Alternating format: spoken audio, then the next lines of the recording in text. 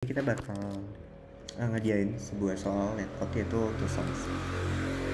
Oke, jadi sebenarnya simpel aja ya, kita lihat example-nya. Jadi ini ada sebuah nums dan target.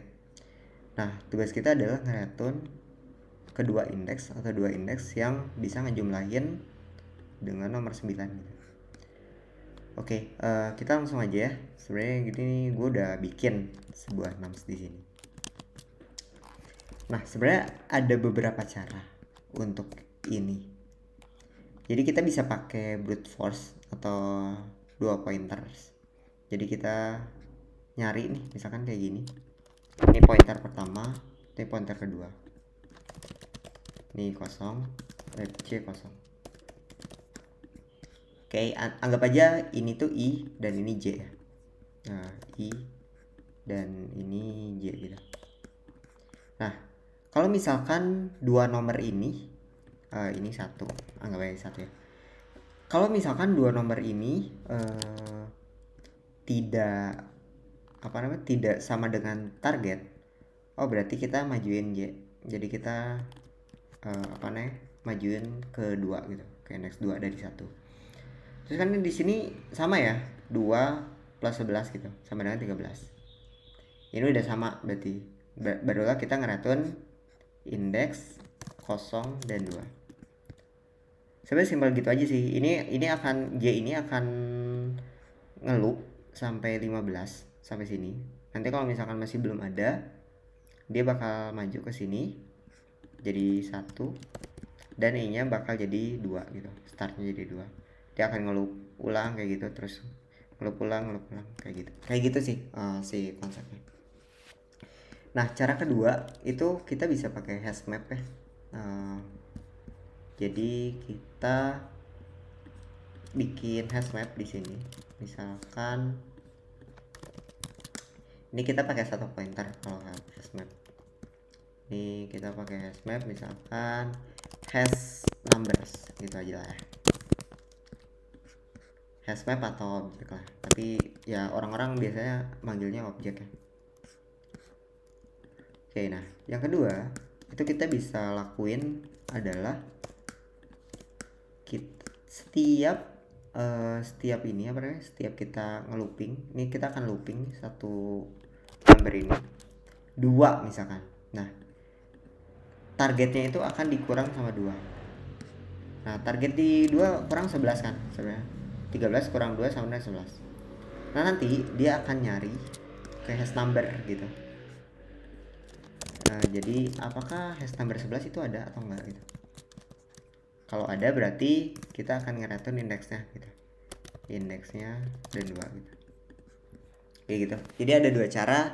Sebenarnya ada satu lagi sih.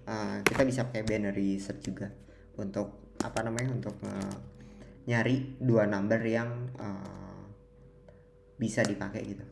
Tapi kayaknya enggak deh. Oke, kita coba aja. Jadi kita pakai for loop aja di sini.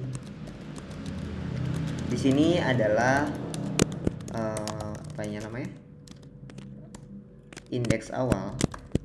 Nah, oke, ini adalah indeks pertama. Jadi ini adalah variabel yang kita bikin. Variabel I yang kita bikin akan start dari indeks 0. Dan ini adalah kondisinya.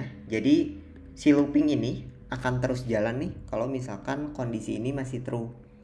Artinya kalau misalkan ini tuh ada 4 ya, misalkan numslang ini tuh ada 4, berarti 4. I ini dia akan berhenti kalau misalkan dia udah 3 gitu. Jadi dia akan looping sebanyak 4 kali sampai ininya jadi 3. Kayak gitu sih simpelnya. Nah, kalau misalkan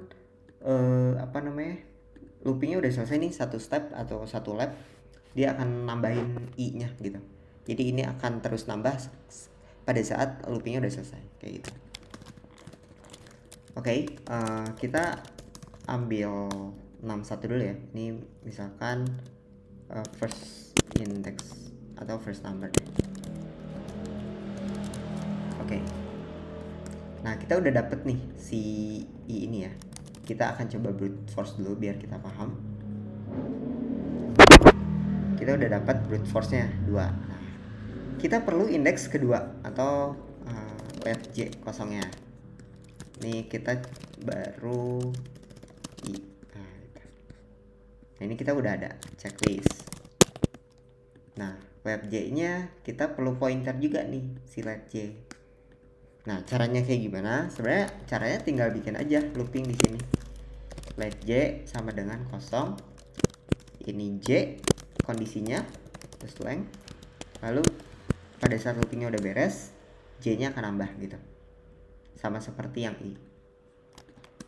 Lalu kita bikin juga sec nums sama J. Oke.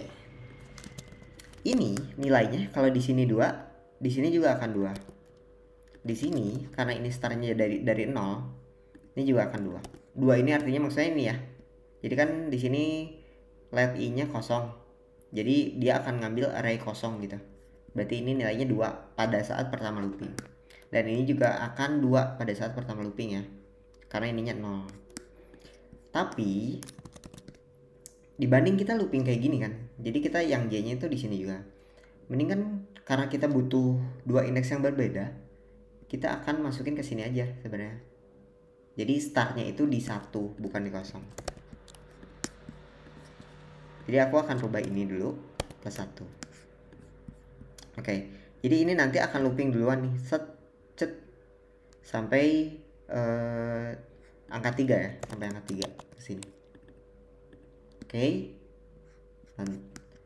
Nah, sekarang kita mau nyari targetnya ya. Nah, cara nyarinya kayak gimana? Tinggal gini aja teman-teman. If kita akan jumlahin kedua nomornya dulu, sec number. Ini kita tambahin kurungnya biar lebih paham gitu. Artinya kalau misalkan 2 ditambah 7, ini jadi 7 berarti ya, sorry, sama dengan 9 atau sama dengan 9, ini maksudnya 9 itu target. Dia akan return indeksnya. Nah, indeks itu kan di sini ya, I dan J. Jadi kita tinggal ngereturn I dan J-nya aja. Oke. Udah. Kita coba jalanin dulu apakah ada yang salah atau enggak. Sip.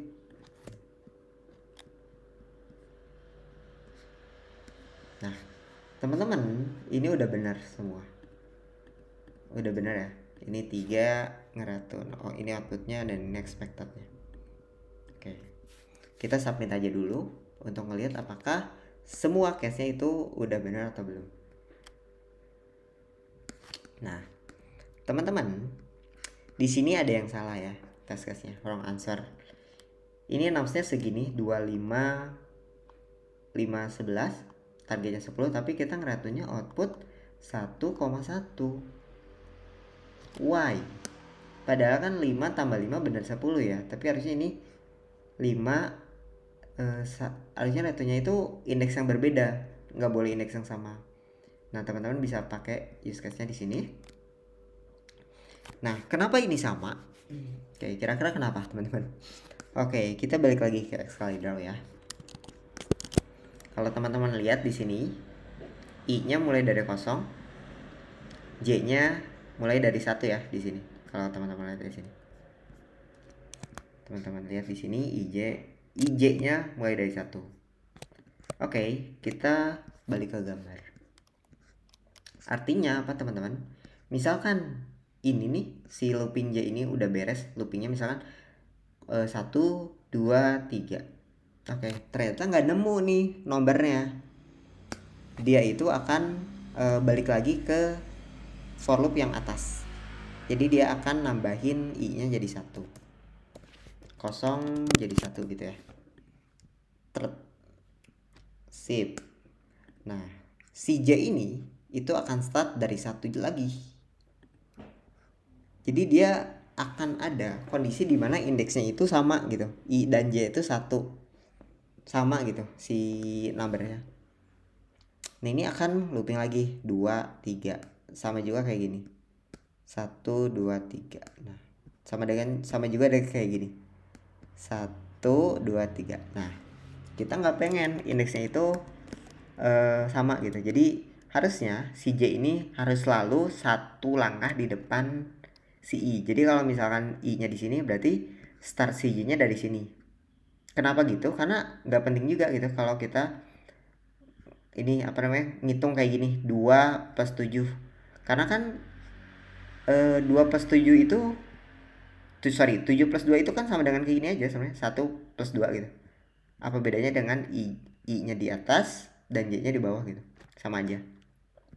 Jadi ini aku akan bikin si J ini selalu satu langkah lebih maju daripada I gitu. Jadi kalau misalkan I-nya di sini, dia akan loopingnya 2 kali. Kalau misalkan I di sini, berarti dia nggak akan gerak gitu, cuma di sini aja kayak gitu. Caranya kayak gimana? Caranya tinggal ininya, I-nya ditambah plus 1 gitu. Dan nah, ini udah bener si case-nya. Jadi ini bener-bener unik gitu sih indeksnya. Kita submit lagi aja.